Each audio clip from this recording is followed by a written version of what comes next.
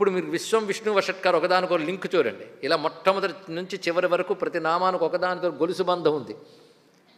విశ్వమై ఉన్నవాడు, విష్ణువై వ్యాపించినవాడు, సర్వమును తన అధీనంలో పెట్టుకుని యజ్ఞరూపముగా ఉన్నాడు. ఇక్కడ అతడు తనదైన ఓజస్సహశక్తితో విశ్వమును నడుపుతున్నాడు. అది వషట్తో మనకు తెలుస్తున్నది. ఇక్కడ ఓజస్సు అంటే బలం. ఎటువంటి బలము అంటే కామరాగ వివర్జితం. ఇది చాలా గొప్ప శబ్దం అండి.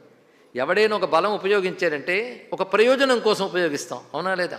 మనం బలం ఉపయోగించి భోజనం చేస్తాం ఎందుకు?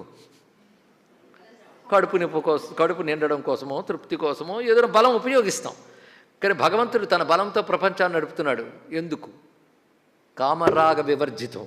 ఆయనకు కోరిక కానీ దేనితో అనుబంధము కానీ రెండూ లేవు. విశ్వాన్ని నడుపుతున్నాడు అంతే. బలం సహజంగా. దీపం కాంతినిస్తుంది.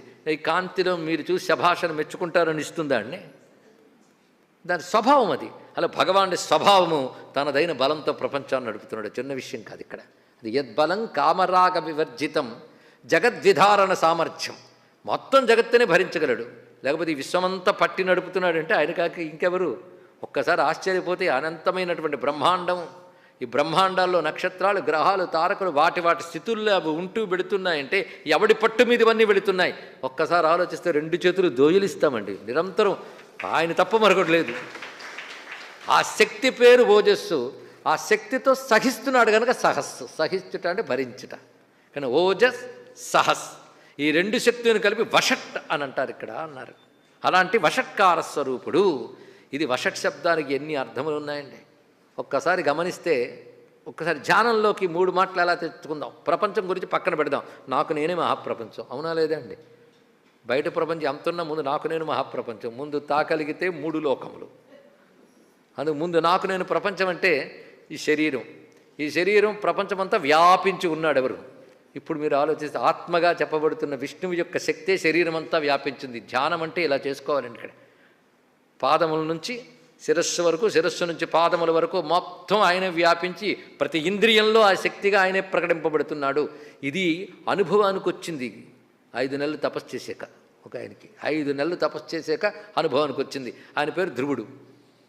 ఎదురుగా విష్ణువు శంఖం తగిలించగానే ఈ సత్యం లోపల నుంచి మాటగా పెళ్ళుబుకు బయటకు వచ్చింది. అంటున్నాడు, యోంత ప్రవిశ్య మమ వాచమిమాం ప్రసుప్తాం సంజీవయత్యఖిల శక్తిధర స్వధామ్నా అన్యాస్త హస్తచరణ శ్రవణత్వగాదీన్ ప్రాణాన్ నమో భగవతే పురుషాయ తుభ్యం. యహ అంతః ప్రవిశ్య. నేను విషయాంతరానికి వెళ్ళట్లేదు. 3 ఈ శ్లోకంతో అందంగా అన్వయించుకోవచ్చు. ప్రవిశ్య అంటే ప్రవేశించి. యహ ఎవడు నా లోపల ప్రవేశించి నిద్రపోతున్న నా వాక్కుని మేల్కొల్పాడో. ఒక్క వాక్కుని మాత్రమే కాదు, అన్యాశ్చ ఇతరములు కూడా. ఏవి? హస్త, చరణ, శ్రవణ, త్వక్ ఆదీన్ ప్రాణాన్.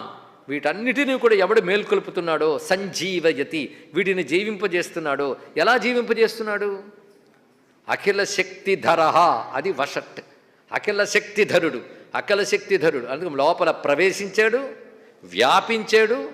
అఖిల శక్తిధరుడై ప్రతి ఇంద్రియాన్ని, ఇంద్రియ శక్తుల్ని జాగృతపరుస్తున్నాడు. అటువంటి పురుషునికి నమస్కారము అన్నాడు ఇక్కడ. అదే విశ్వం విష్ణు వషట్కార. ఈశ్వర సర్వభూతానాం హృద్దేశే అర్జున తిష్టతి భ్రామయన్ సర్వభూతాని యంత్రారూఢాని మాయయ. సర్వభూతముల్లో ప్రవేశించి జంత్రగాడు యంత్రాన్ని నడిపినట్టు నడుపుతున్నాడు అన్నారు కదా. అదే విశ్వం విష్ణు వషట్కార.